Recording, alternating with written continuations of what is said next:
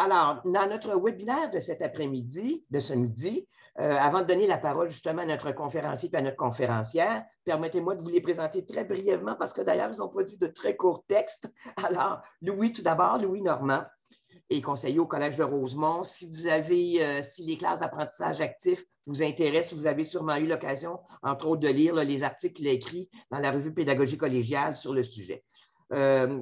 Louis Normand, donc, il a enseigné pendant 25 ans la physique dans le réseau collégial et il s'est intéressé aux conditions d'efficacité, justement, des classes d'apprentissage actif. Quant à Pauline, elle est co-chercheuse à Algora Lab, enseignante de philosophie dans le réseau collégial et enseignante d'éthique et de culture religieuse au Collège Jean de Brébeuf. Alors, bon webinaire, mesdames, messieurs. Je laisse la parole à nos conférenciers et à notre conférencière.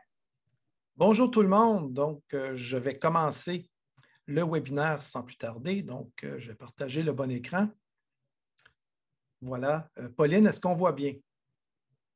Absolument, Louis, on voit super bien. Super, Pauline, merci. Donc, je vais aller rapidement dans les premières diapositives, puisque Nicole nous a déjà présenté. Donc, dans le diaporama que vous recevrez par courrier électronique, vous aurez accès sur la deuxième diapositive à nos adresses de courrier électronique, donc celle de Pauline ou la mienne, si vous souhaitez poursuivre plus loin votre réflexion ou vos discussions, si vous avez des questions, ou peu importe. Donc, je vous invite à nous contacter. C'est important de mentionner que le projet que nous allons décrire aujourd'hui, c'est un projet interordre.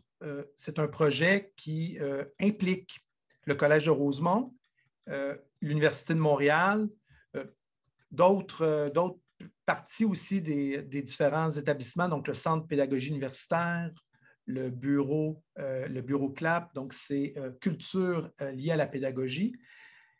Également, c'est un projet financé par le pôle d'enseignement supérieur en intelligence artificielle, pôle montréalais d'enseignement supérieur en intelligence artificielle. Alors, l'ordre du jour aujourd'hui, dans un premier temps, Pauline va prendre la parole pour introduire le projet, plutôt l'approche, notre solution, ce qu'on fait. Par la suite, c'est moi qui vais prendre la parole et je vais présenter davantage concrètement ce qui a été réalisé, ce que nous comptons continuer à réaliser au cours des prochains mois en lien avec le projet qui a été financé par le PIA.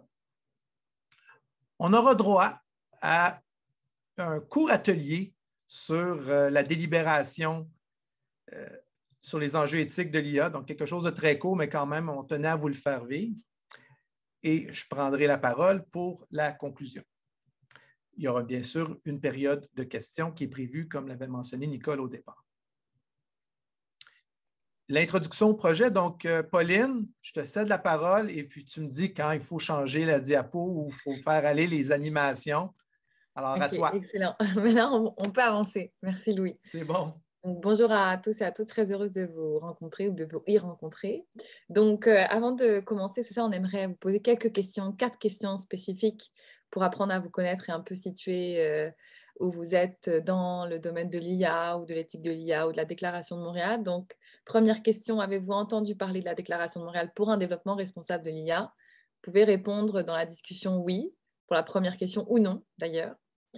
Avez-vous participé à un atelier délibératif? Oui ou non? Alors, atelier délibératif, ici, il faut l'entendre peut-être au sens large, c'est-à-dire peut-être des activités de consultation publique dans une mairie d'arrondissement ou une association.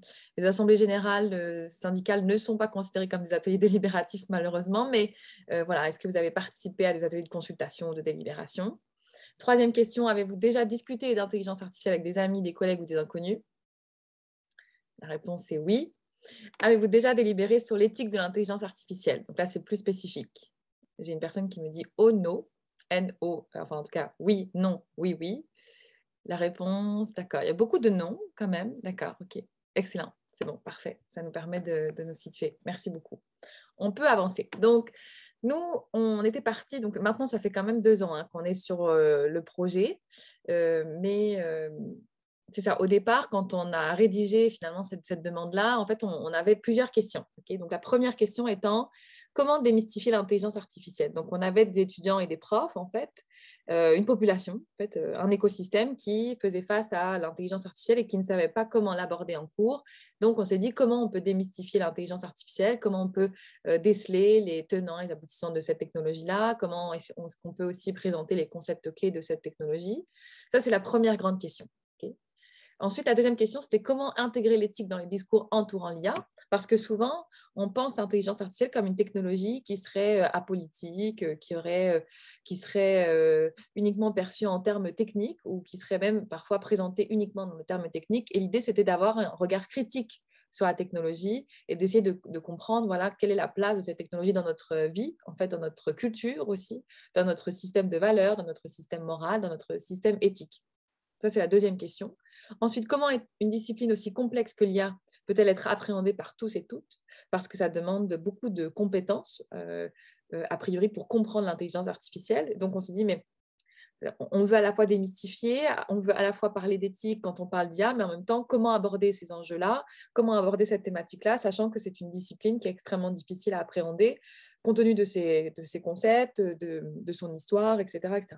Puisque la plupart des personnes qui travaillent en IA sont des ingénieurs ou des mathématiciens, donc ça demande quand même un certain nombre de compétences. Donc, il y avait un enjeu un peu d'accessibilité à ce moment-là du savoir. Quatrième question, comment faire en sorte que cette réflexion sur l'éthique de l'IA puisse servir les aspirations démocratiques et égalitaires de nos sociétés? Donc, à ce moment-là, on s'est dit, mais il faudrait que cette entreprise-là, cette réflexion-là, ce projet-là, puisse servir aussi des idéaux de vivre ensemble, de partage et de vie collective. Et donc, parce que se questionner sur l'intelligence artificielle, c'est se questionner aussi sur la manière dont on vit ensemble, sur nos limites, sur ce que l'on souhaite ensemble comme société, à la fois comme individu, mais surtout et avant tout comme société, puisque c'est une technologie qui est révolutionnaire, qui change tous les domaines de la société, tous les domaines de la vie humaine. Et donc, à ce moment-là, on s'est dit il faut absolument que cette réflexion-là puisse servir en tout cas des idéaux des aspirations démocratiques, tout simplement. Et cinquième question, comment faire connaître la Déclaration de Montréal et son processus de construction au collégial? Puisque la Déclaration de Montréal, finalement, était notre référence. Je vais vous présenter un petit peu la Déclaration de Montréal, mais plus tard. Donc, s'il y a des personnes, j'ai vu des noms dans les réponses à la question sur la Déclaration de Montréal. Donc, ça va être une bonne chose que je vous présente cette déclaration, qui est une déclaration très importante pour l'encadrement, justement, éthique de l'intelligence artificielle, puisqu'elle a été faite à Montréal. C'est une création proprement montréalaise et québécoise aussi, il faut le dire, mais plus spécifiquement montréalaise. Donc, c'est ça. Donc, ça, c'est les 5 questions qu'on avait en tête quand on a formulé le projet. Donc, je vais vous présenter maintenant notre approche et nos solutions à ces différentes questions. D'abord, pour la première question, comment démystifier l'intelligence artificielle? On a décidé de créer des outils. On va vous les présenter un peu plus tard. Donc, création d'outils pédagogiques qui puissent être utilisés par les enseignants du milieu collégial, que ce soit d'ailleurs, peu importe la discipline dans laquelle ils sont, que ce soit sciences humaines, des mathématiques, sciences infirmières, bref, on a essayé de ratisser extrêmement large pour que justement cet outil-là puisse être approprié ou appropriable par tous et par toutes. Ensuite, on a organisé beaucoup d'activités de sensibilisation. Donc, en fait, on a fait des activités aussi de mobilisation des connaissances. Donc, c'est ça, on avait les trois volets pour la première partie de la première question, la démystification de l'intelligence artificielle. Ensuite, pour répondre à la deuxième question, comment intégrer l'éthique dans les discours entourant l'IA, on a voulu donc, on a créé des scénarios, donc ça, on va vous les présenter un peu plus tard, mais on a créé 4 scénarios prospectifs, donc on a voulu utiliser aussi le récit, en fait, le narratif, pour essayer de projeter les élèves et les professeurs aussi dans un imaginaire, dans une esthétique, de sorte à leur faire prendre conscience de certains enjeux. En fait, l'idée, c'est de créer finalement une sorte de monde parallèle où l'IA serait beaucoup plus présente et comment les individus pourraient se positionner. Donc, on a intégré l'éthique de l'IA dès la rédaction des scénarios. Donc, on n'aborde jamais l'intelligence artificielle telle qu'elle, on l'aborde dans un contexte social et dans un contexte politique dans lequel elle est développée. Donc, on ne la pense jamais de manière autonome, on la pense toujours dans un contexte un peu plus holistique. Ensuite, on a adopté aussi une approche par thématique. Donc, on a une approche avec éducation, environnement, lutte contre les changements climatiques, santé mentale. On avait plusieurs thématiques, donc on a voulu aborder les choses par thématique. Et ensuite, intégrer la pluridisciplinarité, parce que dans notre comité de pilotage, on a plusieurs finalement compétences. On a des professionnels de la pédagogie, on a aussi des profs de philo, on a fait appel à des ingénieurs, des chercheurs en IA de MILA, donc l'Institut québécois d'intelligence artificielle qui se trouve à Montréal. Donc on a voulu faire appel vraiment à plusieurs disciplines.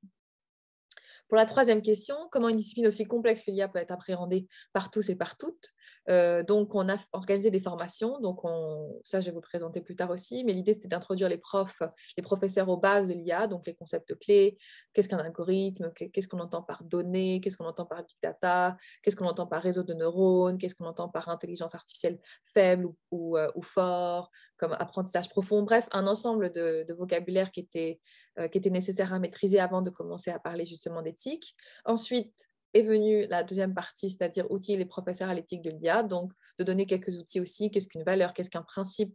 Finalement, ça ressemblait aussi beaucoup au cours de philo, mais c'est très bien, c'est-à-dire qu'on a essayé de développer des outils critiques pour les profs aussi, pour qu'ils puissent justement accompagner les élèves dans ce cheminement critique-là, et créer des liens interordres pour mobiliser les connaissances, puisque c'est un projet interordre qui est marqué par l'Université de Montréal et par le Collège de Rosemont, donc on a vraiment beaucoup misé là-dessus aussi sur le partage de connaissances. Pour ce qui est de la quatrième question, comment faire en sorte que cette réflexion sur l'éthique de l'IA puisse servir aux aspirations démocratiques et égalitaires de nos sociétés? Donc, on a décidé de faire tout ça, finalement, tout notre projet, à travers une structure qui est une structure délibérative. Donc, c'est-à-dire qu'à chaque fois que les étudiants et les professeurs parlent d'IA et d'éthique de l'IA, ils le font à travers une démarche délibérative, c'est-à-dire à travers une démarche de dialogue, de débat, de confrontation des arguments, à travers le langage. En fait, on a vraiment axé sur la structure délibérative, elle-même influencée, ou même plus qu'influencée, en fait, inspirée directement du processus de la Déclaration de Montréal. Donc, on s'est inspiré de la Déclaration de Montréal, de son processus, et on s'est dit, il faut exporter ce processus-là directement dans les collèges. Donc, c'était tout ça notre intention par rapport aux aspects démocratiques. Ça va me permettre de vous présenter la Déclaration de Montréal.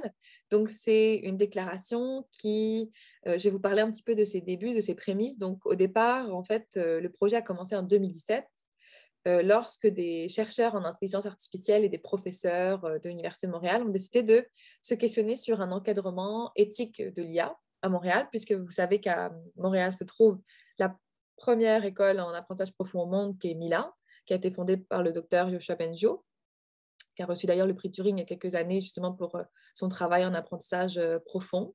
Et donc, l'idée, c'était vraiment de réfléchir à la manière dont l'IA pourrait être encadrée de manière éthique. Donc, l'idée, ce n'était pas de produire un document normatif au sens légal, mais c'était de produire une référence normative, en fait, avec un ensemble de principes. Et comment les choses ont voulu être faites, et le comité de pilotage de l'époque voulait, en fait, ils sont partis d'une déclaration préliminaire avec 7 principes, et ils ont dit, on va mettre ces 7 principes-là en fait, en consultation auprès de la population. Et donc, la population montréalaise et québécoise a pu délibérer sur la version préliminaire. Donc, ça a duré 1 année. Il y a plus d'une quinzaine d'ateliers délibératifs qui ont eu lieu partout au Québec, dans des bibliothèques publiques, dans des cégeps aussi. Je pense à l'école, notamment une école d'hiver organisée par l'Institut du Nouveau Monde. On avait organisé des ateliers là-bas. En fait, le samedi, toute la journée, on mettait une affiche devant les bibliothèques. On disait qu'on organisait des ateliers et qui voulait pouvait venir, et on délibérait sur cette version préliminaire, et ça a été vraiment un franc succès. Et la finalité, c'est que c'est une déclaration qui est marquée par 10 principes éthiques. Voilà, donc ce sont 10 principes éthiques à appliquer pour justement encadrer l'intelligence artificielle. Donc, vous avez quelques photos ici, justement, ça, c'était une journée de co-construction très importante organisée à la SAT à Montréal, où j'ai eu la chance d'animer une table sur la justice, sur la thématique de la justice. Donc, vous voyez, les personnes sont en train de lire un scénario prospectif. C'est ce qu'on va faire dans quelques minutes. Et ensuite, ils se mettent à délibérer pendant des heures et des heures. Donc là, vous avez les 10 principes éthiques. Donc, d'abord, le premier, le bien-être. Ensuite, l'autonomie, la solidarité, la protection de l'intimité de la vie privée, la responsabilité, la participation citoyenne, l'équité, la prudence, l'inclusion de la diversité et le développement soutenable. Donc ça, ce sont les 10 principes éthiques qui ont été décidés finalement par l'ensemble des citoyens et des citoyennes qui ont été consultés pendant cette année-là. Et cette déclaration donc a servi aussi de référence à plusieurs institutions, organisations internationales, je pense notamment à l'UNESCO et à l'OCDE. Donc, c'est une déclaration très importante. Donc, 5e question. Et ensuite, je vais céder ma parole à Louis. Donc, comment faire connaître la déclaration et son processus de co-construction au collégial? Donc, on organise des activités de rayonnement de la déclaration de Montréal. Donc, l'idée, c'est de faire connaître cette déclaration, puisque c'est un processus quand même qui était largement inédit. Ensuite, il s'agissait de faire connaître les principes de la déclaration. Qu'est-ce qu'on entend par inclusion de la diversité? Qu'est-ce qu'on entend par protection de l'intimité? Qu'est-ce qu'on entend par développement soutenable, etc., etc. Ensuite, intégrer la démarche délibérative de la déclaration directement au collégial, puisque, je le répète, l'idée, c'était d'exporter le processus délibératif de la déclaration de Montréal directement dans les classes des collèges, peu importe la discipline de cette classe. Voilà. Donc, merci et je laisse la parole à Louis.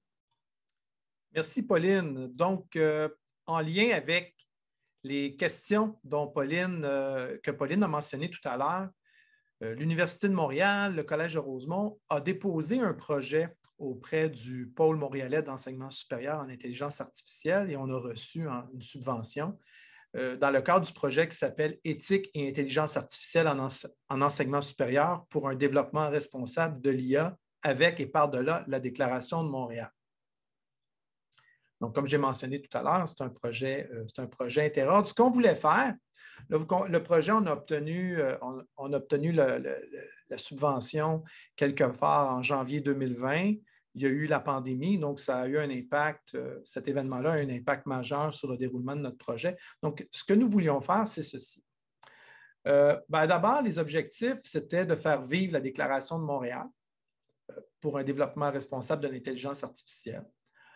On voulait amener les étudiants à connaître et comprendre l'intelligence artificielle pour mieux la développer, intégrer les considérations éthiques relatives à l'IA au sein de la communauté étudiante et enseignante et amener à pratiquer la délibération nécessaire à une société éclairée et rationnelle. Ce qui fait que dans notre projet, on a identifié des compétences qu'on souhaitait développer chez les étudiants et chez le personnel enseignant. Donc, chez les étudiants, on voulait qu'ils soient en mesure de comprendre les différentes fonctions et compétences de l'IA. Donc, vous allez le voir tout à l'heure, ça va se vivre à travers des mythes et réalités. Il y avait formulé des réflexions éthiques sur l'intelligence artificielle. Donc, on voulait vraiment les amener à réfléchir là-dessus et à proposer des solutions pour développer de manière éthique et responsable l'intelligence artificielle. Vous allez voir dans la structure des ateliers de co-construction, c'est vraiment ça qu'on retrouve. Donc, si on veut développer ça chez les étudiants, on a besoin du personnel enseignant, donc les enseignants de leur côté, on doit développer des compétences chez eux pour qu'ils puissent, dans le cadre de leur cours ou peut-être en activité parascolaire, travailler sur le développement des compétences qu'on vient de mentionner pour les étudiants.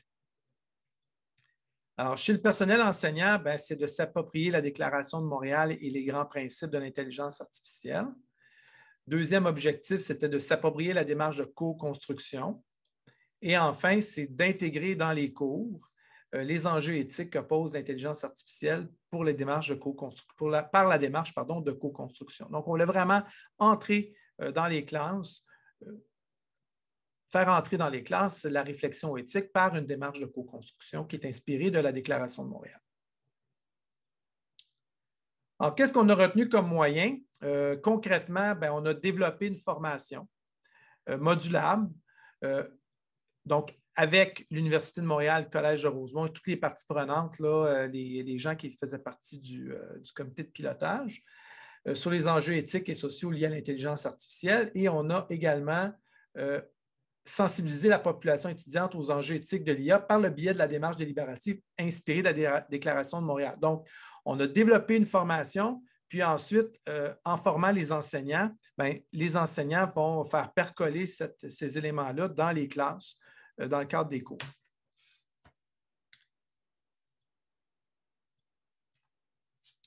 Alors, ce qu'on avait comme objectif ou comme objectif quantitatif, je vous dirais, d'abord, on voulait qu'il y ait environ 800 personnes étudiantes qui auraient été sensibilisées d'une manière ou d'une autre à l'intelligence artificielle et à la Déclaration de Montréal. Idéalement même, on voulait qu'ils aient tous participé à une délibération ou à une démarche de co-construction, ce qui n'était pas simple dans le contexte pandémique. De l'autre côté, on voulait autant au collège qu'à l'université former des personnes enseignantes qui se seraient appropriées l'information liée à l'intelligence artificielle et également liée à la démarche de co-construction et à la Déclaration de Montréal. Donc, on avait des résultats vraiment quantitatifs. Donc, ce que nous avons fait, ce qu'on est en mesure de faire quand même, j'estime qu'on a fait un travail assez important malgré la situation pandémique. Donc, à l'hiver 2020, alors on a été pris par surprise, mais ce qu'on a offert au personnel enseignant, ce sont des webinaires sur l'intelligence artificielle et l'éthique de l'intelligence artificielle en général. Donc, une série de webinaires, c'est tout ce qu'on pouvait faire de toute façon à l'époque. Alors, il y a plusieurs enseignantes et enseignants du collège qui ont pu donc assister à ces webinaires. À l'été 2020, l'équipe, le comité de pilotage a travaillé, je vous la présenterai tout à l'heure, a travaillé sur une trousse à outils pour permettre au personnel enseignant de s'approprier les différents contenus. Donc, on a travaillé là-dessus jusqu'à l'automne 2020 et à l'automne 2020, on a on a offert des formations sur place. Quand je dis on, je devrais plus dire Pauline. Pauline a donné des formations au personnel enseignant du Collège de Rosemont sur l'animation d'un atelier délibératif. Il y a également eu d'autres événements parascolaires.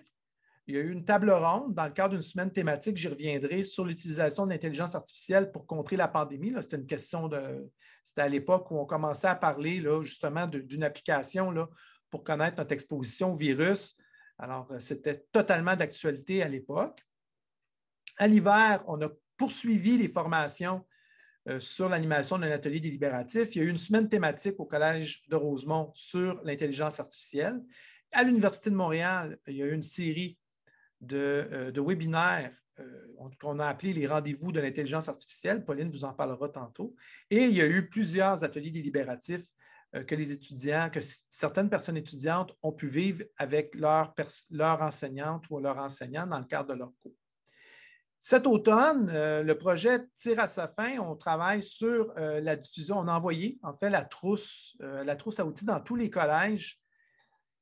Donc, tous les collèges l'ont reçu. Les directions des études devraient l'avoir reçu en format physique, format papier. Mais vous pouvez la télécharger. J'expliquerai tantôt comment l'obtenir. Et nous sommes présentement en train de produire une série de balados qu'on a baptisé Utopia sur justement les enjeux éthiques de l'intelligence artificielle, mais dans différents domaines. Là, je nomme changement climatique, on l'a nommé tout à l'heure, justice sociale, le travail, la créativité, etc. Parlons de la trousse à outils. Donc, on l'a déjà envoyé dans les collèges. Donc, évidemment, on avait un budget limité. On n'a pas envoyé une multitude de copies, mais normalement, vous devriez avoir reçu 2 copies par collège. Donc, c'est un document. Oh boy, c'est vrai, c'est en flou.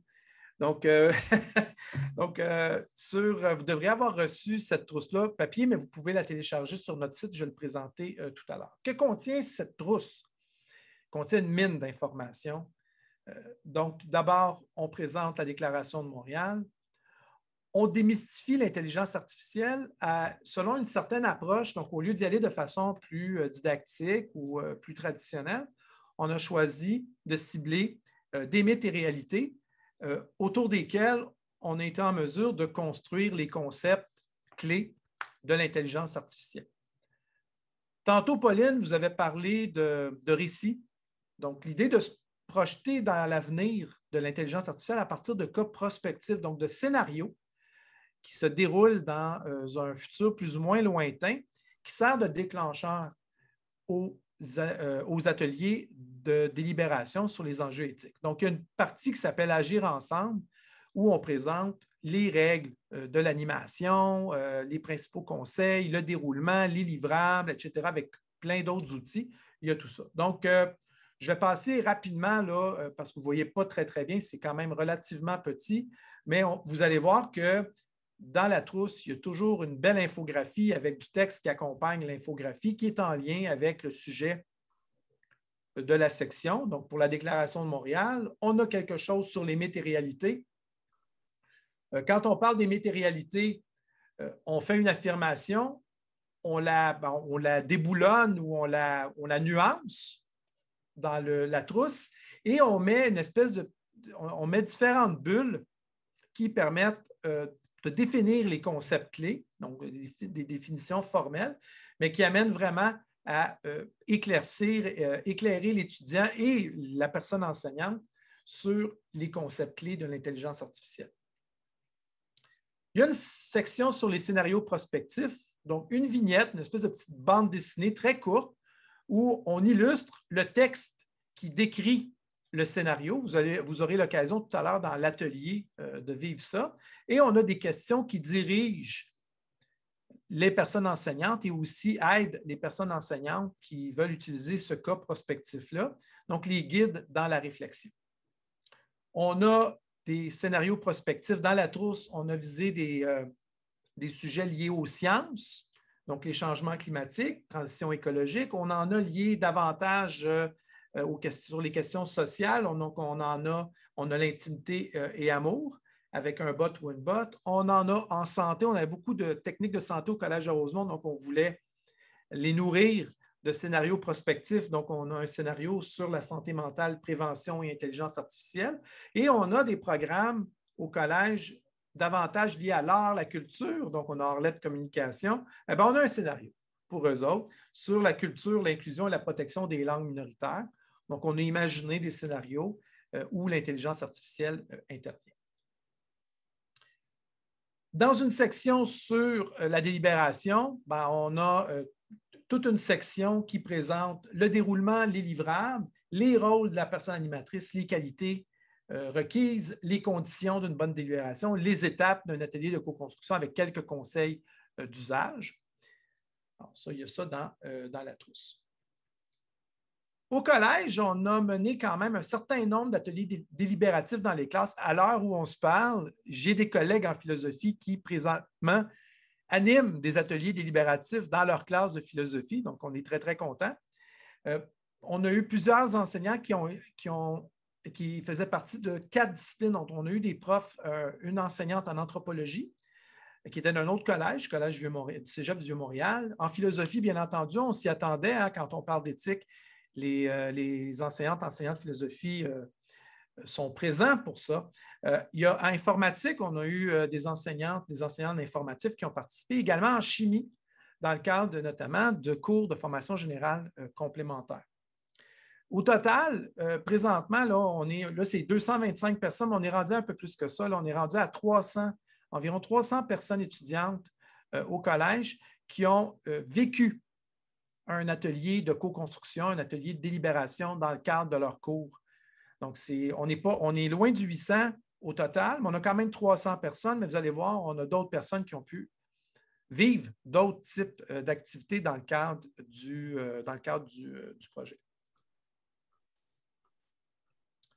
On a choisi de créer un site Internet, donc éthique-ia.com.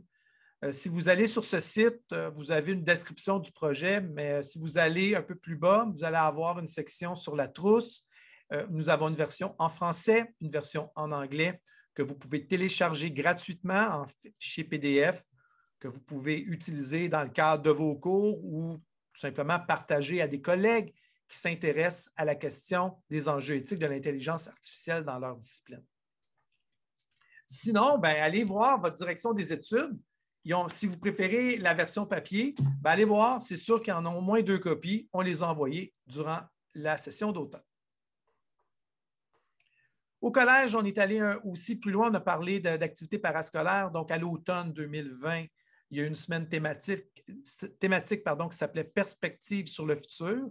Notre collègue Marie-Hélène Roy, qui est conseillère à l'interculturel et à la vie étudiante, a organisé cette semaine-là, à chaque session, elle organise une semaine thématique. Donc, au cours de cette semaine-là, elle a organisé avec l'équipe du comité de pilotage une table ronde d'experts sur l'utilisation de l'IA pour contrer la pandémie. Donc, vous pouvez voir là, la brochette d'invités que nous avions, donc des experts dans le domaine. Donc, on a eu près de 160 personnes étudiantes là, qui ont assisté à cette table ronde à l'automne. À l'hiver, on a eu une autre semaine thématique, celle-là, complètement axé sur l'intelligence artificielle. On a eu à ce moment-là un atelier délibératif qu'on a réalisé avec l'ensemble de la communauté collégiale. Il y a eu 5 conférences, une murale collective, un café virtuel, des podcasts qui ont été partagés, il y a eu une exposition virtuelle, plusieurs choses qui ont été proposées à nos personnes étudiantes. En ce qui concerne les conférences, on en a eu 5, donc les dangers liés à la fabrication des femmes robots, l'intelligence artificielle, technologie et politique, l'IA en sciences, le mystère, l'apprentissage machine. On en a eu en santé avec un de nos programmes en audioprothèse. On est un des 2 seuls collèges qui l'offront au Québec. Et l'IA et l'entrepreneuriat font équipe pour la santé. Donc, ça, c'était l'autre sujet de la conférence, des conférences qu'on a eues. On a les formations. Oui, est-ce que vous allez nous mettre un petit peu dans le bain pour aller un petit peu plus loin dans les contenus, les mythes, les scénarios? Est-ce que c'est quelque chose que vous aviez prévu dans votre atelier? Non, ce qu'on va faire plutôt, c'est de vous faire vivre un atelier. Faire vivre, le mot est fort. Vous allez voir un peu le déroulement d'un atelier délibératif. C'est ce qu'on a choisi de faire un peu plus tard. OK, merci. Parfait. Donc, je cède la parole maintenant à Pauline qui va nous parler des formations qu'elle a offertes au personnel enseignant au collège. OK, excellent. Merci beaucoup. J'ai reçu aussi une question par rapport à qu'est-ce qu'un bot. J'ai répondu. Guy Parent, mais Nicole me demande de répondre également. C'est un agent conversationnel, tout simplement. C'est une application avec un logiciel qui permet finalement de retenir une sorte de relation avec un semblant d'individu, finalement, qui est juste un logiciel. Donc, c'est un agent conversationnel. Voilà, tout simplement. Merci pour la question. Donc, pour ce qui est des formations, donc, on avait 4 objectifs. Le but, c'était de former les enseignants. Donc, nous, on n'a pas créé de cours à proprement parler, comme je sais que le Collège Saint-Laurent a créé tout un cours optionnel sur l'IA et l'éthique de l'IA. Nous, c'était vraiment d'outiller les professeurs. Donc, on avait 4 objectifs. Le premier étant d'outiller les professeurs aux bases de l'IA, donc de tout simplement savoir mobiliser le vocabulaire. Ensuite, d'outiller les professeurs aux bases de l'éthique de l'IA. D'accord? Donc, pour les profs qui sont beaucoup moins à l'aise avec les outils justement de critique de jugement ou d'appréciation de certains contenus. L'idée, c'était vraiment de donner des outils critiques sur l'éthique de l'IA. Ensuite, d'outiller les professeurs à la Déclaration de Montréal, donc de présenter ce que c'était que la déclaration et comment on peut continuer le processus de la déclaration dans les classes. Et former les professeurs à la pratique délibérative. Donc ça, c'était, disons, le plus difficile parce que la pratique délibérative, on peut donner tous les outils qu'on veut et qu'on peut. Il s'agit surtout de pratique. Donc, les profs, il faut se mettre, c'est ça, il faut pratiquer la délibération pour développer son style d'animation. Mais c'est également le cas au Cégep du Vieux-Montréal. Nous offrons un cours complémentaire en philo en éthique de l'IA dès l'hiver prochain. Excellent. Merci beaucoup, Emmanuel Marceau. Excellent. Très bien. Ça me fera plaisir d'en discuter avec vous. Super. Donc, pour ce qui est des formations, on avait aussi différentes compétences à acquérir avant de délibérer. Donc, d'abord, on a développé en fait 2 webinaires, donc c'est ça, parce que les choses ont été modifiées évidemment avec la pandémie, mais on a développé plusieurs formations, mais on avait déjà 2 webinaires avant de se mettre finalement à la formation de la délibération. Le premier webinaire, c'était l'IA et son éthique, donc on a présenté les bases de l'IA, techniques, dispositifs, cas d'utilisation avec des chercheurs de Mila. Ensuite, l'éthique de l'IA, donc on a fait appel à des chercheurs en éthique de l'IA qui sont venus nous présenter les distinctions conceptuelles importantes, le vocabulaire, les différents cadres normatifs qu'on peut utiliser, le cadre utilitariste, le cadre déontologiste, le cadre de l'éthique du soin ou de la sollicitude, etc., etc. Et ensuite, le deuxième webinaire, il visait à présenter la Déclaration de Montréal.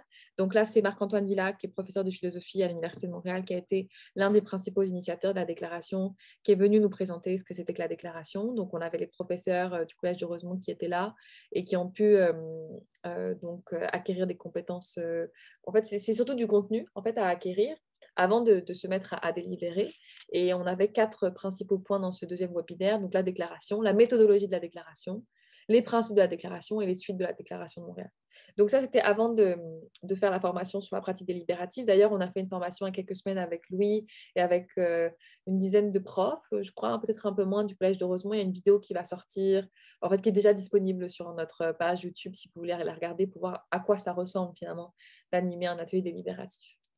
Donc, les formations à la pratique délibérative, si on continue, donc comme on a dû tout importer en ligne, On a utilisé une plateforme qui s'appelle Miro, peut-être que vous connaissez cette plateforme-là, qui était finalement une plateforme qui simulait en fait une table de délibération. Donc, on a utilisé cet outil-là pour délibérer avec les profs et avec les élèves lors des activités en ligne. Donc, on a pu quand même poursuivre notre processus de délibération avec les différents groupes. Mais c'était quand même rendu beaucoup plus complexe parce que la délibération, c'est un processus qui se vit aussi physiquement. Hein. Lorsque vous allez dans une salle et que vous délibérez avec des personnes, il se passe quelque chose parce qu'il y a des énergies aussi comme physiques et émotionnelles qui se passent. Donc en ligne, ça enlève aussi une teneur particulière à cette expérience-là, mais on a quand même réussi à le faire comme Louis l'a mentionné. Donc, au total, on a eu 16 personnes enseignantes, mais le chiffre maintenant est un peu plus élevé parce que justement, on a fait une formation il y a quelques semaines. Mais on a 16 personnes enseignantes qui ont suivi la formation à la délibération. Donc, on a 16 profs qui peuvent justement maintenant organiser dans leur classe des ateliers délibératifs sur l'éthique de l'intelligence artificielle en utilisant notre trousse à outils. Donc, l'idée, c'est vraiment de partir de la trousse à outils, ensuite de l'utiliser en classe et les profs organisent des ateliers délibératifs pour justement comme intégrer, s'approprier le contenu de la trousse à outils. On a eu 6 personnes professionnelles aussi qui ont été formées à cette pratique-là et qui ont suivi cette formation. Ça, c'est pour le cas de la formation ou plutôt des formations. Alors ensuite, pour parler de l'université, puisque comme c'est un projet interordre, il faut présenter aussi les projets qui ont été menés à l'université. Donc, on faisait appel quand même on faisait face à des constats importants. Le premier, c'est qu'on a des réactions très fortes face à l'intelligence artificielle, des émotions et des affects qui sont extrêmement puissants. On a organisé des webinaires et parfois, il y a des personnes qui venaient et on sentait que ça leur tenait vraiment à cœur, soit d'être ultra positif à l'égard de l'IA, soit d'être ultra négatif à l'égard de l'IA. Mais en tout cas, tout ce qu'on peut dire, c'est que ça suscite des émotions extrêmement fortes, ce qu'on peut tout à fait comprendre. Mais justement, la pratique délibérative, en tout cas la discussion avec les autres, le cadre du débat peut être un cadre intéressant pour justement essayer de mettre ces émotions-là sur la table et d'en discuter avec les autres. On a aussi remarqué qu'il y avait une grande collégialité autour de l'IA, donc c'est un sujet qui fait parler, en fait, qui suscite des émotions très fortes, mais qui fait parler. Ensuite, il n'est pas évident d'intégrer l'IA dans un cours si cela n'est pas inclus dès le départ dans le cursus. Donc, en fait, souvent, on peut passer à côté de cette thématique-là, même dans des cours de philo. Maintenant, c'est un peu moins le cas, mais il reste qu'on peut faire tout un parcours en philosophie, en éthique, sans parler nécessairement des nouvelles technologies. Les choses sont un peu en train de changer, fort heureusement, parce qu'on se rend compte justement qu'on a besoin d'éthiciens et de philosophes dans ces domaines-là. Quatrième point, c'est l'intelligence artificielle est transversale et peut être adressée sous plusieurs angles, notamment le mythe, la dimension éthique, la dimension de la pertinence. Est-ce que ça répond à des besoins, en fait? L'accessibilité, est-ce que l'IA est accessible? Est-ce que ça n'augmente pas la fracture numérique entre différentes communautés? Et les techniques, sous l'aspect technique. Donc, ce qui est intéressant, c'est que c'est un objet qui permet d'être abordé par différentes compétences et par différents savoirs. Donc ça, c'est intéressant. Et à l'université, c'était une institution qui répond à tout ça dans la mesure où c'est un lieu où tous les savoirs se rencontrent, en fait. Donc, d'où la pertinence aussi de faire un projet interordre. Peu de personnes connaissent la Déclaration de Montréal, même à l'Université de Montréal, ce qui peut paraître un peu étonnant parce que c'est l'Université de Montréal qui a été la principale initiatrice de ce projet-là. Et le dernier point, c'était qu'en contexte pandémique, il y avait une nécessité de créer des liens. Donc, on est parti de tous ces constats-là et à partir de ces constats-là, on a développé différentes solutions. La première solution, en fait, est une des seules, ça a été de développer une série de webinaires accessibles et inclusifs à tous et à toutes, considérant le fait que les gens aussi commençaient à être un petit peu fatigués d'être devant un écran. Donc, il fallait développer un format qui puisse être à la fois porteur d'informations, d'abord. Ensuite, un format où on pouvait discuter avec les autres et avec les conférenciers et conférencières. Ensuite, un format qui permettait aux personnes qui assistaient à la conférence et aux personnes aussi qui donnaient la conférence d'ouvrir les horizons sur l'intelligence artificielle. Et ensuite, de créer un espace réflexique et critique sur l'intelligence artificielle.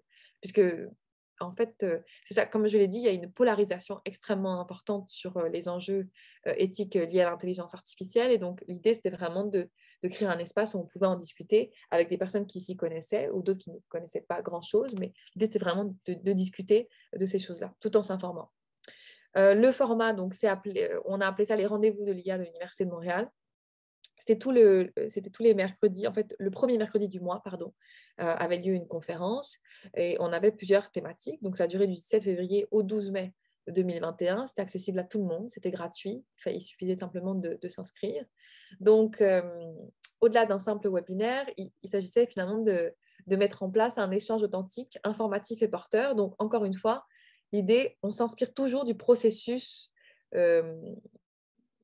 délibératif, c'est-à-dire qu'on veut systématiquement que les individus ou que les personnes qui participent à ces événements-là formulent les arguments et qu'ils soient des arguments éclairés, des arguments informés, en vue justement de nourrir une réflexion globale, une réflexion collective, que ça profite à tous et à toutes.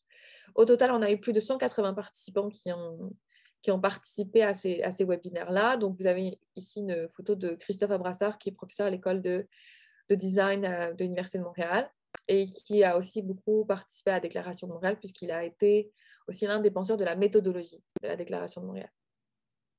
Donc, c'était un format en 1 heure, donc c'est 1 heure de temps, et c'est intéressant parce qu'on a le même format pour les balados que nous sommes en train de réaliser. Donc, en 1 heure de temps, on voulait qu'il y ait 3 temps. En fait, à peu près comme le format délibératif, c'est ce qu'on va faire juste après. Le premier temps, c'est d'abord de dresser un panorama général sur ce que l'on fait en IA actuellement. Donc, on garde toujours en tête l'idée qu'il faut démystifier. Lorsque l'on pense à l'intelligence artificielle, on pense à des robots qui vont nous remplacer. On pense à on a beaucoup de scénarios fantastiques ou surnaturels qui nous viennent en tête, et c'est tout à fait correct, mais il faut essayer peut-être de voir ce qui est vrai là-dedans, actuellement, en tout cas, présentement. Donc, c'est ça, la première partie du webinaire était focalisée sur le fait de dresser un panorama général sur les recherches en IA. Ensuite, le deuxième moment, c'était une approche critique et éthique sur ces usages-là. Et le troisième temps, c'était la déclaration de Montréal dans tout ça. Est-ce qu'elle est pertinente ou pas? Et donc, cette temporalité-là ou ce processus-là en 3 temps est utilisé pour réaliser les balados que nous sommes en train de faire. Donc, on garde la même méthodologie pour les autres réalisations que nous sommes en train de faire. Donc, on a identifié 4 thématiques phares du XXIe siècle. La première thématique, c'était l'IA et la santé mentale, surtout dans un contexte pandémique. Il nous semble extrêmement important d'en parler. Donc, on a eu des professionnels de la psychiatrie qui sont venus, des psychologues qui travaillent en intelligence artificielle, des personnes qui développent des applications pour justement contrer ou prévenir des crises d'anxiété chez les adolescents, etc. Deuxième thématique. Pourquoi justement, quand on parle de IA et santé mentale, quels sont les sujets qui sont abordés? Ben justement, c'est ce que je viens de dire, Nicole. Ce sont des applications principalement qui sont développées pour identifier des adolescents qui sont en détresse ou développer des agents conversationnels pour répondre à un étudiant ou une étudiante ou même à une personne tout simplement qui serait en détresse et qui voudrait parler à un professionnel. Sauf qu'on sait qu'il y a énormément il y a de moins en moins de professionnels de santé. En fait, il y a une pénurie immense en ce qui concerne la psychologie. Pour avoir un premier rendez-vous, il faut attendre à peu près 6 mois, même dans le domaine privé. Et donc, il y a des entreprises ou des chercheurs qui développent des applications où, admettons, si ce soir ou aujourd'hui, une personne qui se sentirait mal aurait besoin de parler à un professionnel, il y a une personne qui n'est pas disponible, mais on développe une application mentale, une application d'intelligence artificielle pour justement essayer de cibler les besoins de cette personne-là, en fonction du vocabulaire qu'il va utiliser, en fonction du temps de réponse que la personne va prendre pour répondre à différentes questions. Après, l'intelligence artificielle, le logiciel peut envoyer à ce moment-là des informations. Voici un centre d'urgence, voici une ligne téléphonique pour des personnes qui sont sujets, par exemple, au suicide ou des choses comme ça. Donc, c'est ça, quand on parle de IA et santé mentale, on parle surtout à des applications qui sont développées pour même identifier aussi des potentiels passages à l'acte. On va le voir justement dans le scénario qu'on va lire juste après pour notre atelier. IA et environnement, donc c'est une autre thématique extrêmement importante puisque Amila aussi a développé une application, en tout cas de l'intelligence artificielle qui vise à identifier quelle serait la montée des eaux à une adresse précise. Donc, vous allez sur le site de Mila, vous allez chercher dans les projets IA pour l'humanité, vous mettez votre adresse actuelle et vous allez voir si dans 20 ans, votre rue sera inondée ou pas. Voilà, donc ça permet finalement aux individus de savoir ou de prendre conscience. C'est un outil de sensibilisation, en fait, principalement. L'IA et la justice, donc on a beaucoup parlé de justice algorithmique puisqu'il y a de plus en plus d'algorithmes qui sont utilisés par les systèmes judiciaires pour justement essayer de voir si un individu est plus sujet à récidiver ou non. en fonction de ce qu'il a fait précédemment. Donc, en fait, on va emmagasiner un ensemble de données sur vous et à partir de ces données-là, on va pouvoir savoir si vous êtes sujet à faire de la récidive ou non. Donc, en fait, vos données et l'algorithme qui va être utilisé va influencer la décision du juge. Le dernier thème, c'était lié à l'éducation, évidemment, puisque nous avons une personne du Centre de pédagogie universitaire qui est avec nous dans notre comité de pilotage et c'était important pour nous de parler de ce sujet-là. Donc, le but, c'était de valoriser la collaboration interordre. Donc, on avait toujours un duo ou un trio avec à la fois des membres du Collège de Rosemont et des membres de l'UDM. Donc, l'idée, c'était vraiment de valoriser les savoirs tant au niveau collégial qu'au niveau universitaire. On a eu 16 intervenants au total avec évidemment la parité de genre. On a diversifié les avoirs et les approches avec des personnes qui sont sur le terrain, des personnes qui développent des applications très concrètement ou des personnes qui sont dans la recherche fondamentale en IA ou des personnes qui sont par exemple dans le domaine de la psychologie sans travailler sur l'intelligence artificielle pour le cas de la santé mentale. Et le but vraiment premier, c'était d'ouvrir des débats et des réflexions. Pour ce qui est des résultats du webinaire, donc, on a eu plus de 200 participants qui ont été mobilisés. Des organisations diverses impliquées. Donc, on a eu, c'est ça, le CRC, Mila, le Centre Axel. Pour répondre à votre question, Nicole, le Centre Axel est un centre de l'Université de Montréal qui s'intéresse justement aux usages des technologies, des nouvelles technologies pour contrer, ou en tout cas pour prendre en charge les enjeux de santé mentale, tout court. On a eu aussi un webinaire avec le laboratoire de cyberjustice de l'Université de Montréal. Donc, le but, c'était vraiment de créer des liens avec ces différentes institutions. Et on va prolonger en fait, ce projet-là en créant justement des balados. Et maintenant, on va pouvoir délibérer, puisque c'est ça le plus intéressant. En tout cas, le plus intéressant, le plus excitant.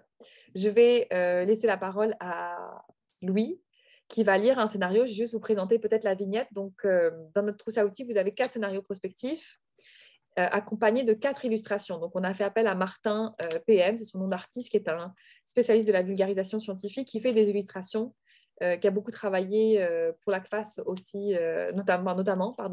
Et il développe beaucoup de petits livrets en fait, à destination des écoles secondaires, même des cégeps et des universités, pour rendre accessible le savoir. Et c'est lui qui nous a fait les illustrations qui accompagnent les scénarios. Donc, je vais laisser la parole à lui. Merci, Pauline. Donc, vous pouvez regarder la vignette pendant que je lis à haute voix le texte. Donc, David, 35 ans, vit seul et utilise l'application Sovi qui permet de faire le suivi de sa santé mentale. Comme il était curieux, il l'a téléchargé sur son téléphone. Sovi collecte différentes données comme la médication, les troubles diagnostiqués, les suivis médicaux, les activités physiques courantes, les activités journalières de travail à distance, les heures de sommeil, les prises de repas, les temps de divertissement et de socialisation en ligne, la navigation sur le web et l'écoute d'émissions en ligne. Grâce à des algorithmes statistiques très performants, l'application parvient à attribuer un niveau d'humeur et de tendance dépressive à une personne. Le cas échéant, elle alerte les contacts de l'utilisateur ou de l'utilisatrice, de même que des organismes de prévention du suicide. Dernièrement, David a besoin d'être seul et ignore les notifications de Sovi. Quelques jours plus tard, plusieurs amis de même qu'un intervenant de l'organisme SOS Suicide, reçoivent une notification sur l'état mental de David et viennent lui rendre visite. Ce dernier se demande bien pourquoi. Excellent, merci beaucoup Louis. Donc, à chaque fois que nous organisons un atelier délibératif, nous commençons par lire un scénario. Voilà. Donc ça, c'est le scénario que nous venons de lire. Vous avez on peut peut-être remettre l'illustration. Louis, si tu veux bien, juste avant. On va remettre l'illustration pour voir les 4 petites vignettes. Donc, vous avez... oui, juste revenir. Ouais, excellent, parfait. Donc là, vous avez un individu, finalement, qui a changé des habitudes de vie, en fait, ou qui a certaines habitudes de vie, d'accord? Et toutes ces informations-là sont emmagasinées dans une application. Et ensuite, ses amis reçoivent une notification disant que David est en danger. Et l'organisme SOS Suicide est aussi informé du changement de ses habitudes. Et à ce moment-là, il y a une intervention qui est faite auprès de David, puisque l'ensemble des données, en fait, l'ensemble de ses comportements prédisent ou nous donnent une information selon laquelle il serait potentiellement en danger. Voilà. Donc ça, c'est le scénario prospectif sur lequel on va discuter et délibérer. Donc, la première étape, avant de partir sur les recommandations, je vais vous demander de répondre dans le chat, dans la conversation, de me donner finalement les enjeux éthiques les principaux enjeux éthiques qui sont propres à ce scénario-là.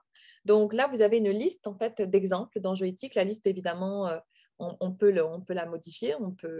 Alors, je vois que Marc-Élie Lapointe a répondu vie privée, sauf qu'il faut justifier l'utilisation de certains enjeux. Donc, je vais vous laisser peut-être une minute ou deux, jusqu'à 55-56, pour réfléchir à ces enjeux-là.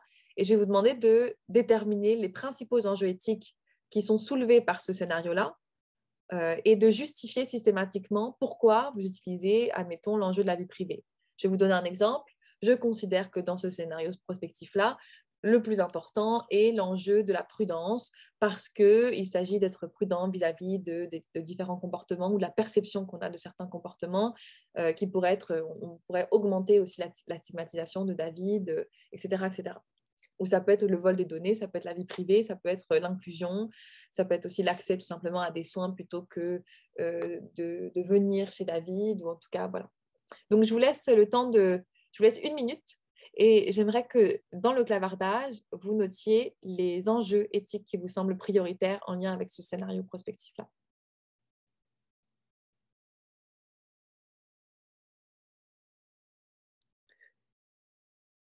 Donc, ce format-là d'atelier libératif, c'est ce que l'on fait avec les étudiants en classe directement.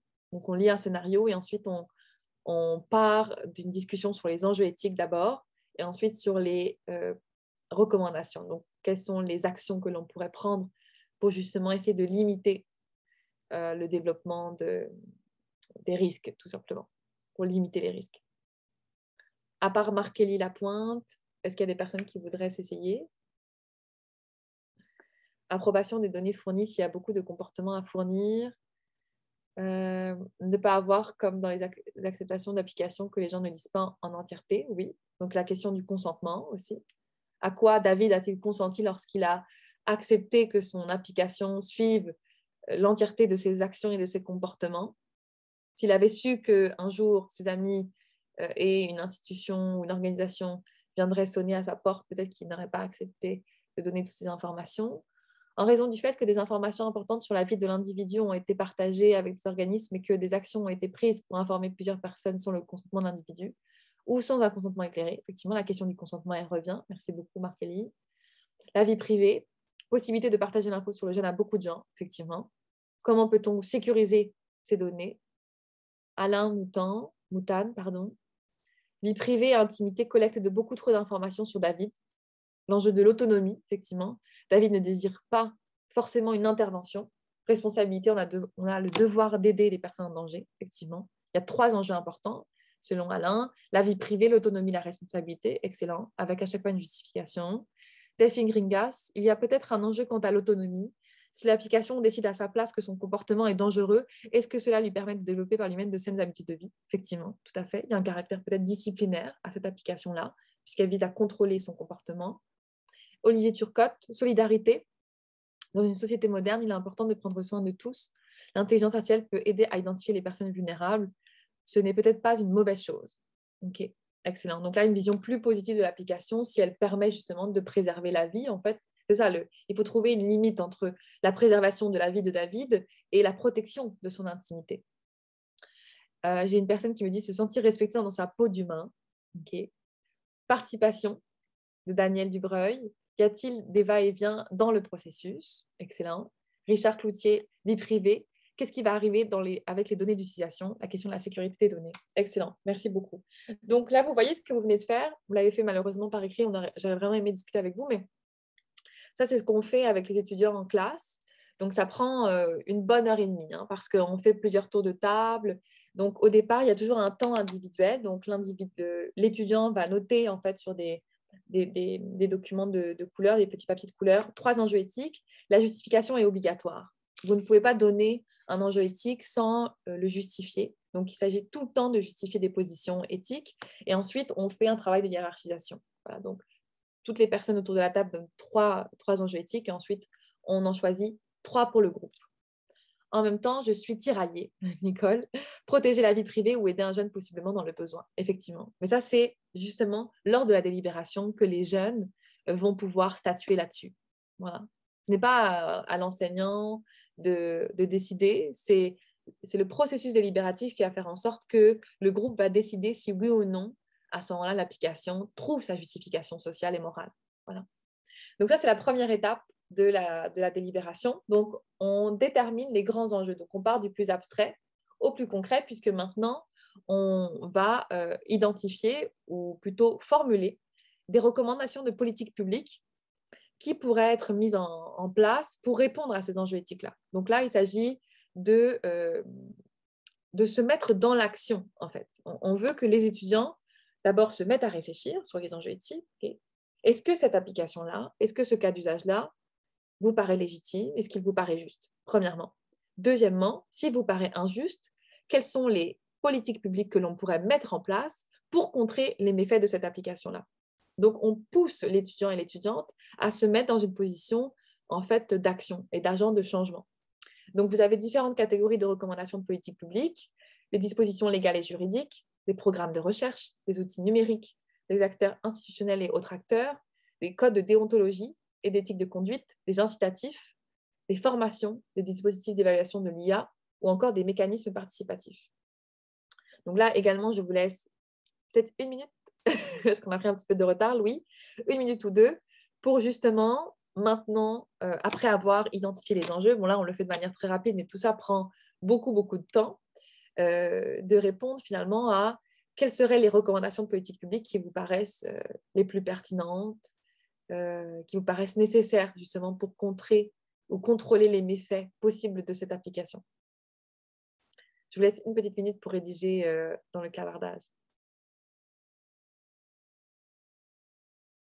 Donc, je rappelle les 2 étapes importantes dans l'atelier délibératif. Vous avez, premièrement, l'identification des enjeux éthiques propres au scénario. Deuxièmement, la formulation de recommandations de politique publique. J'ai 2 petits traits qui me disent légal et juridique, les principes de précaution. Okay, donc, de renforcer finalement la structure juridique pour qui... Bon, après, ce sont des applications...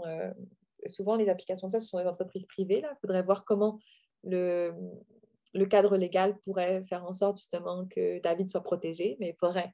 si en même temps on était dans un atelier délibératif sur toute une journée ou toute une matinée, on pourrait prendre le temps de formuler tout ça. Merci beaucoup pour la réponse. Est-ce que vous avez d'autres réponses à proposer? La transparence, s'assurer que l'utilisateur connaît l'usage qui sera fait de ces données, surtout considérant que la personne est déjà potentiellement vulnérable à cause de sa situation. Excellent, merci beaucoup. La transparence est plus un enjeu éthique qu'une recommandation de politique publique à proprement parler, mais on pourrait peut-être demander à ce que lorsqu'une personne signe ou accepte d'utiliser l'application, que toutes les modalités de l'application soient transparentes. Est-ce que ça répondrait à votre point, Delphine? Daniel Dubreuil, dispositif d'évaluation, éviter les biais, effectivement. À quel point aussi les catégories de comportements qui sont jugées néfastes sont extrêmement biaisées. Dans le cas, mettons, de David, voilà, si on se met à consommer un peu plus d'alcool, à regarder plus à la télévision, est-ce qu'on est vraiment sujet à plus de dépression? Il faudrait le voir. À quel point tout ça a été, dans la programmation de l'application, tout ça a été biaisé. Olivier Turcotte, je prêche pour ma paroisse, augmenter le financement de programmes de recherche. Beaucoup de personnes en position de décision se basent sur les données de la recherche. Oui, excellent, très bien, merci. Alain Moutan, je m'excuse. Hein. Code de déontologie et d'éthique de conduite, acteur institutionnel validant l'application sur le plan éthique avant qu'elle ne soit déployée. Très bien, tout à fait. On avait fait un atelier il y a quelques semaines, Louis, avec des profs et ils avaient proposé aussi le code de déontologie pour ce cas-là, mais c'est un vrai enjeu parce que la plupart des applications sont des applications privées et donc elles ne sont pas en soi obligées de passer par un comité éthique. Mais si, admettons, c'était une application publique, en fait, développée par le ministère, admettons, par un ministère quelconque, là, effectivement, ce serait très bien. Outils numériques de type IA, inclusion d'une gouvernance par l'humain. Règles en lien avec la durée de vie des données. Oui, effectivement, tout à fait. De droit de supprimer ces données. Merci beaucoup pour votre participation. Donc, c'est ce que l'on fait avec les étudiants et étudiantes, mais on le fait sur un temps plus long. Mais au moins, vous avez vu une petite... vous avez eu un semblant d'atelier délibératif. Merci beaucoup. Louis, vas-y, je te laisse continuer. Oui, parfait. Je fais la conclusion rapidement pour qu'on ait du temps pour les questions. Donc, ce qui nous reste à faire dans le projet, donc, comme je le disais au début de la présentation, le projet tire à sa fin. Ce qui nous reste, bon, on a cette session, on a envoyé, on a fait l'impression et la diffusion de la trousse à outils que vous avez reçue. Les balados, donc j'en parle pas davantage, mais simplement mentionner qu'on a décidé de traiter de nouveaux thèmes. Bon, changement climatique, on n'avait pas le choix de le garder, ni éducation, mais on a santé et care, on a art et création, justice productive, travail. Donc, ce sont des nouveaux thèmes qui vont venir agrémenter, améliorer, je vous dirais, notre offre de ressources pédagogiques reliées à la réflexion sur les enjeux éthiques de l'intelligence artificielle. Donc, en plus de la trousse, il va y avoir ces balados. Et on aura un événement de diffusion à Mila à l'hiver 2022, où au Collège de Rosemont, on n'a pas encore d'établi, mais on va faire un événement. Donc, il faut savoir qu'il y a d'autres projets qui ont été financés par le pôle montréalais d'enseignement supérieur en intelligence artificielle. Et donc, on est en contact avec eux pour faire quelque chose d'un petit peu plus élaboré. Donc, ce qu'on retient de la collaboration, c'est qu'au collégial, bon, on a eu la chance d'avoir accès à des experts universitaires en intelligence artificielle. Oui, on a des personnes enseignantes qui sont formées dans ce domaine, notamment bon, les gens en éthique, en philosophie en particulier, puis aussi, on a certaines personnes enseignantes en informatique qui peuvent, effectivement, qui sont formées dans ce domaine-là à l'occasion. Mais il reste que dans la communauté collégiale, il n'y a pas beaucoup de gens qui sont formés. Donc, d'avoir accès à ces personnes expertes-là pour nous offrir des webinaires et nous encadrer et nous former, ça a été très, très bénéfique. Donc, on est très content aussi de l'intégration, du début de l'intégration des enjeux éthiques dans les cours collégiales à travers le projet. Donc, c'est vraiment l'initiation d'un mouvement. On a une meilleure intégration dans les programmes de formation spécifiques et aussi dans les cours de formation générale, particulièrement complémentaires, mais aussi en formation générale propre, là, où il y a le cours d'éthique, notamment en philosophie. À l'université, ben, comme l'a mentionné Pauline, c'était un défi d'intégrer la pratique délibérative dans le milieu universitaire. Donc, on a plutôt opté pour le format panel sensibilisation. C'est plus difficile, donc, j'allais dire, d'entrer dans les classes dans le réseau universitaire. Donc, on a eu une réponse positive au format du panel de l'animation et il y a plusieurs points de vue d'invités qui ont été échangés. Et c'était très intéressant le fait qu'on ait eu le souci d'avoir une personne du collégial, une personne de l'université. Et donc, ça a été vraiment bien reçu. Eh bien voilà, c'est terminé. C'était la fin de notre présentation. On prendrait en fait les questions. Chez Pauline, il y en avait dans Q&R, là, des questions peut-être plus techniques. Excusez-moi. Je t'en laisserai quelques-unes parce que je n'étais pas en mesure d'y répondre. Oui, c'est ça. Il y a des questions qui me posent, qui demandent peut-être des précisions, entre autres 2 questions posées par tiret, là, je ne sais pas c'est qui demandent peut-être de faire la distinction entre les formes co-construites d'intelligence artificielle, intelligence artificielle et intelligence accidentelle. Merci d'indiquer là, la nuance à faire au niveau éthique. Oui, excellent. C'est une très bonne question. Il faut noter que moi, je ne suis pas une experte en intelligence artificielle. Je suis professeure de philosophie, hein, d'accord? Donc, notre projet n'est pas un projet sur l'intelligence artificielle à proprement parler. Notre projet est une perspective critique sur les usages de l'intelligence artificielle. Ça, c'est important de le noter parce que souvent, on nous pose des questions sur les aspects techniques. Nous, on a mobilisé des chercheurs, en fait, qui travaillent sur l'intelligence artificielle.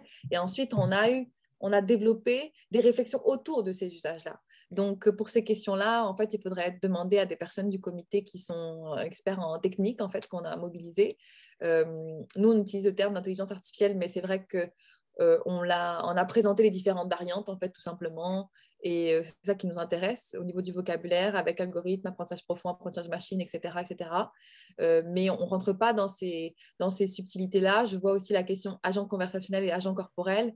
Ça, encore une fois, je répète, notre projet n'est pas un projet qui vise à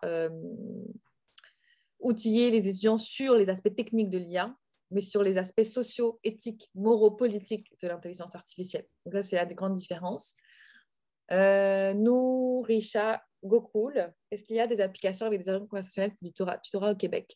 Je sais que ça existe en tout cas en Angleterre, puisqu'on avait invité quelqu'une, c'était une femme qui avait développé cette application-là. Il faudrait que que je me renseigne. C'était Nathalie Camian qui travaille au Centre de pédagogie universitaire dans notre comité de pilotage qui avait organisé le webinaire sur l'éducation. Je pourrais me renseigner, on pourrait rester en contact et je pourrais vous répondre par rapport à pour cette question-là spécifiquement. Est-ce que Louis, tu veux prendre d'autres questions? Ou... Oui, ben écoute, il y avait une question de Daniel. Est-ce que les anciens webinaires qui démystifient et mettent à l'avant le plan ce qui est réellement l'IA sont encore disponibles? Donc, ces webinaires-là ont été faits localement qui sont disponibles pour les personnes enseignantes du collège. Il faudrait que je discute avec notre comité de pilotage parce que ce serait effectivement extrêmement pertinent qu'ils soient disponibles. Peut-être, Pauline, fait que là, vous nous donnez du travail, mais je fais un clin d'œil parce que je trouve ça super intéressant. Peut-être, Pauline, on pourrait envisager soit d'en produire d'autres ou de voir ce qu'on pourrait faire avec ceux qui sont déjà existants pour les rendre disponibles au plus large public. Maintenant, pour les balados, Daniel, je ne sais pas qui va s'en charger dans notre équipe, mais on n'a pas encore déterminé où ça va être disponible. On est en train d'y faire. Ça risque d'être en janvier, mais ça va être publicisé d'une manière ou d'une autre. Donc, on va en parler. On va en parler dès que c'est prêt. Ouais. Il y avait de Delphine une super question sur les thématiques au secondaire et au primaire. Qu'est-ce que tu sais là-dessus? Alors, je sais qu'au secondaire, la réforme du cours de CR vise un petit peu à intégrer les aspects des nouvelles technologies dans le cours en fait, qui ne s'appellera plus CR, mais c'est citoyenneté. Je ne me souviens plus exactement du titre, mais ça fait il y a tout un débat en ce moment dans le milieu secondaire sur ce cours-là, mais la réforme, elle vise justement à outiller les étudiants et étudiantes sur ce qu'on appelle la citoyenneté numérique. Donc, je crois que l'objet IA sera mentionné dans ce cours-là. Pour le primaire, non, pas du tout, mais il y a une association qui s'appelle Kids Code Jeunesse, je vais le noter dans la discussion, avec qui j'ai beaucoup travaillé quand je travaillais à temps plein à l'Université de Montréal, qui forme les étudiants, enfin les jeunes, vraiment des jeunes, au codage et à l'IA et à l'éthique de l'IA. C'est très intéressant.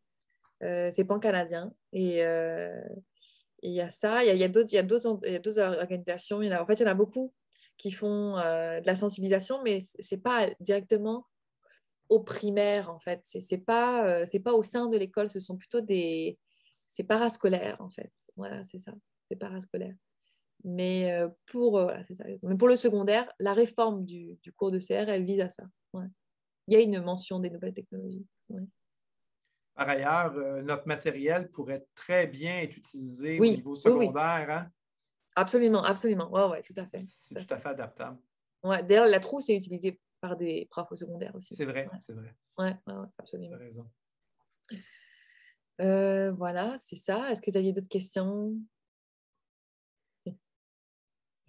OK, non, on parlait des anciens webinaires qui démystifient et mettent à l'avant-plan ce qu'est réellement l'IA. C'est encore disponible? Non, pas pour le moment. Okay. Non, je crois qu'il n'y a pas d'autres questions. Alors, écoutez, c'était fort intéressant. Vous m'avez ouvert c'est certain qu'on entend parler d'intelligence artificielle depuis très longtemps, mais j'aime beaucoup l'approche que vous utilisez pour faire ce travail de sensibilisation-là auprès des gens du collégial, que ce soit les enseignants ou les étudiants. Et j'espère que l'impact du guide que vous avez produit là, sera assez puissant là, dans le réseau collégial, où c'est vraiment, je trouve, une période très sensible de sensibilisation sur tous les nombreux aspects entourant l'intelligence artificielle, que ce soit les mythes qui l'entourent, les aspects éthiques, la pertinence, l'accessibilité, tous les aspects techniques, etc. C'est fort intéressant. Merci. Merci beaucoup. Merci, Nicole. Oui. Là, il y a Daniel Dubreuil qui pose la question. L'outil est disponible en anglais, n'est-ce pas? Oui, les deux langues. Parfait. Français, anglais. Parfait. Alors, merci beaucoup à tous les deux, puis on se dit à la prochaine, pourquoi pas. Merci énormément. Merci tout le monde. Passez une belle fin de session. Merci. Au revoir. Au revoir. Au revoir.